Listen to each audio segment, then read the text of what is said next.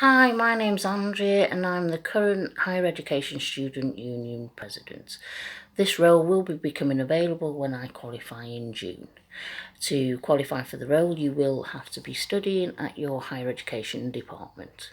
Sarah, who you may already know, will share further information about this nearer the time.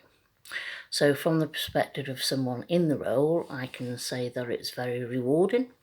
It can also enhance your future prospects, and it is a paid position, so that's always a bonus as a student.